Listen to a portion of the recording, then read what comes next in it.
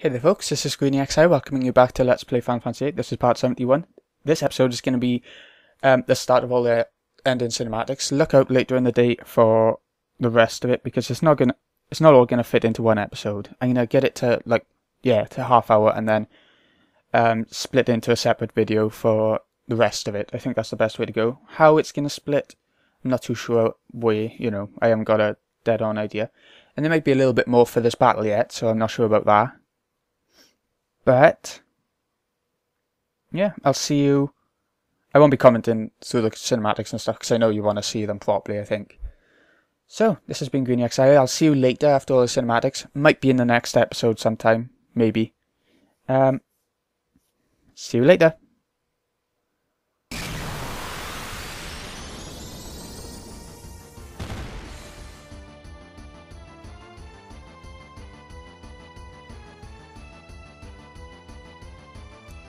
Oh, we're not quite done, are we?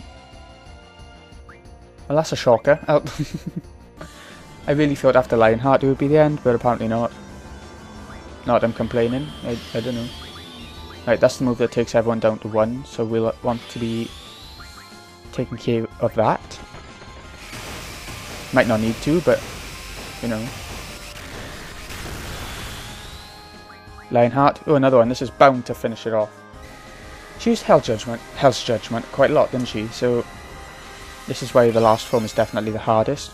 It's the home stretch as well, isn't it, for the end of the game? So I guess it would be.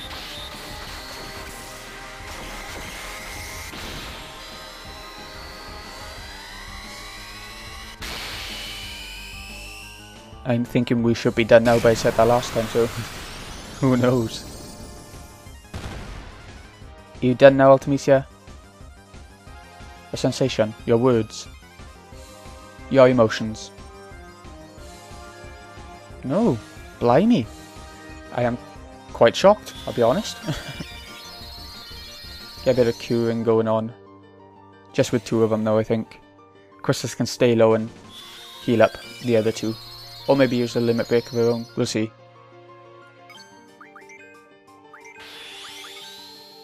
What have we got here? I'll use homing laser now. Might as well show you it anyway. Blasting zone. Okay, it's not line art, but it'll do. It's not too bad. Actually, I'll leave it. I'll just leave it for healing. I don't want to risk anything. I'm sure you could draw and cast Apocalypse from Ultimisia, but apparently not. I really thought you could. Never mind. She has 2 parts to her. That's shocking. How did I not remember that? Ultimisia, they're both Ultimisia. Draw Apocalypse. I don't understand. Draw Apocalypse. I see. It was this one that had it. Draw Apocalypse. Let's use it on her then. I'll use Lionheart on the bottom one this time. So in all honesty, you never know, maybe I should have been doing that in the first place. But because they're both Ultimisia, you'd think they have shared health maybe. I think they do, but I don't know. I did a lot. Considering it was spread out as well. How hard you hold on. It escapes you. Rinsoku-ken? I thought this battle would have been done by now. Only 4? Okay. That wasn't the best limit break we could have had from Squall there.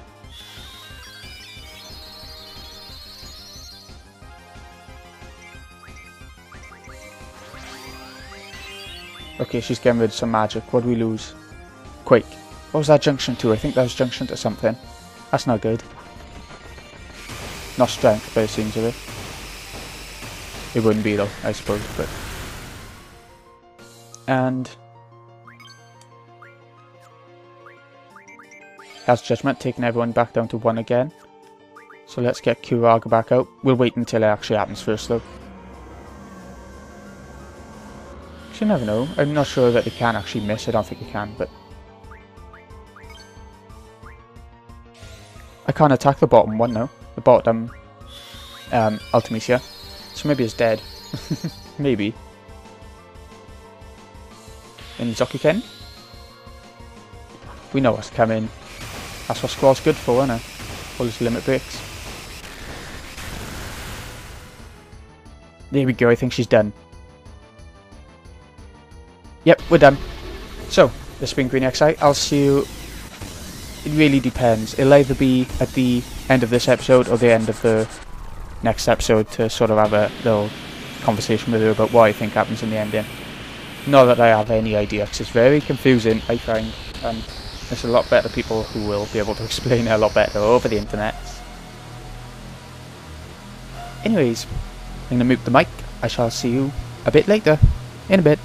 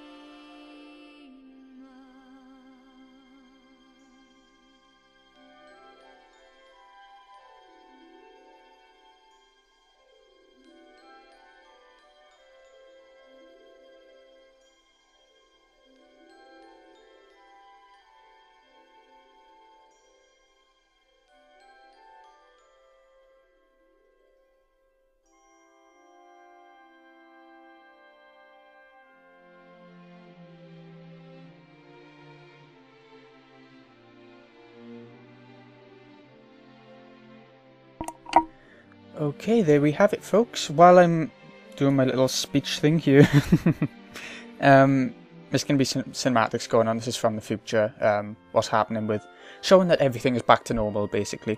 Now, what I'm going to get to is my theory on the whole ending. There's loads of theories out there, but mine is just probably quite crap, but here it comes.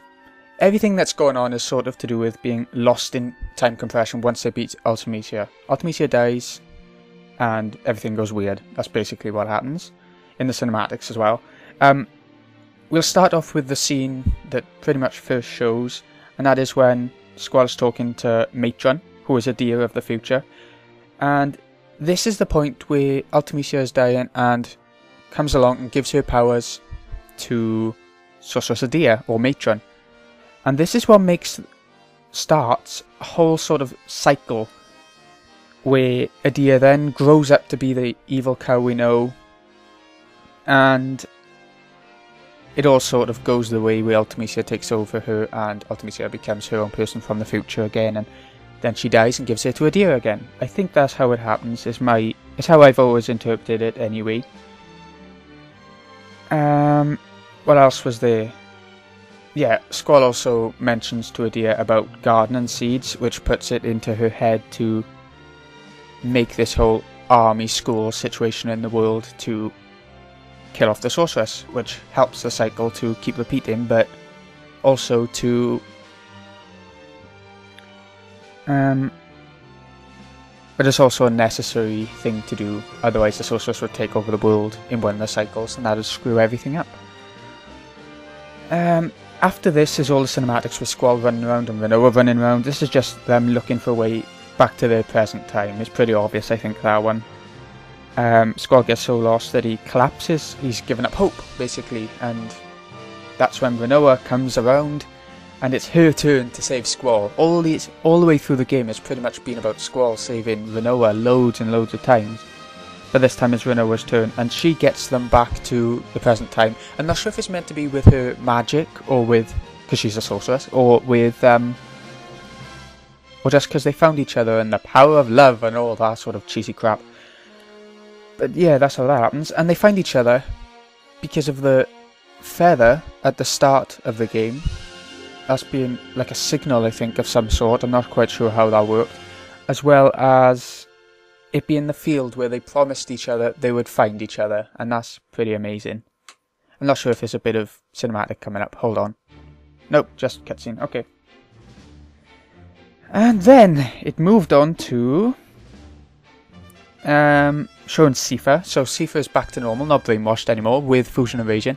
And I found that hilarious when Fusion kicked Raisin in the sea. It was brilliant. Then, finally, I think, they moved on to Laguna, President Laguna, in front of Rain's grave, showing that Rain had died. I'm not sure if they mentioned that in the game already. I can't remember. But Laguna and Alone are together, and Laguna's just remembering the time when Rain and him got engaged. Did they get married? I don't know. I can't quite think. But there we go. That was only a memory. And in all those little camera scenes then by the credits, it was just showing that everyone's fine on Balam, and including Renault and Squall, I think. I think it showed Squall in there. It's going to be a bit more after the credits. I can't see why this won't be the last episode now. There might be a bonus episode in the works. Oh, yeah, no, that should be pretty interesting. It's going to show something that I didn't put in the series. I didn't think to put in the series really to start with. There might even be 2. We shall see, folks. I guess it's just a matter of waiting for the cinematics to finish, for the credits to finish now to see the rest of it. I've sort of enjoyed the series. I have. When I first started, I was really excited for it, just like I am with most series. But then it's quite a long game, isn't it? So towards the middle, I don't know if you noticed, but I got a little bit bored. It was a matter of pushing through Disc 3, I think. The parts of Disc 3 before all the side questy stuff. I didn't mind side questy stuff, even though that was quite complicated to record, I thought. Oh, be back now.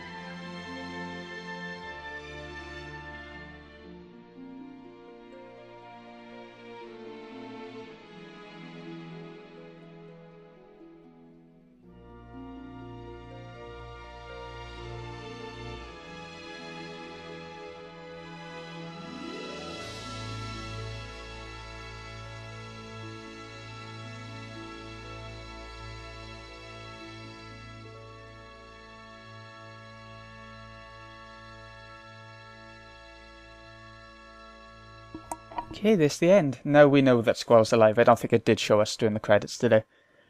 And Squall and Renault obviously got together. That's pretty much all it was. The whole game was about them getting together, really, wasn't it? At least from, like, this 2-ish on, I don't know, somewhere around there. What's going on now? Is it just restarting the game? I think it is. Anyways, like I was saying before, I did enjoy it. I did get a little bit bored trying to push through Disc 3 until the side quests. Even though the side quests were a bit difficult to record, they were interesting, at least. It wasn't just linearity going on all the time. And yeah, I love Disc 4. Disc 4 and Disc 1 are definitely the best. Disc 2 is still good. It's got plenty of big action sequences. Disc 3 is the one to push through and try not to get too bored of. Anyways, this has been Greeny XI. Like I said before, look out for 1 or 2 bonus episodes for Final Fantasy VIII. I can see there being 2. My next series, now that's something to think about, isn't it? This has been going so long that I haven't even considered the next one really yet. Just looking at a black screen now, innit? Where'd it go? I thought it stayed on the end screen. Anyway. Yeah, I think I know what the next series might be. It's going to be extremely short. It's going to be like a mini-series, I think. Like I've done a couple of times before now. So look out for it. Stay subscribed, or subscribe if you haven't yet, I guess. Check some comments in the comments section if you want. All that cheesy crap that I find extremely annoying when other people say, but I'm saying it anyway. So, it's been Greeny XI. See you in a bit.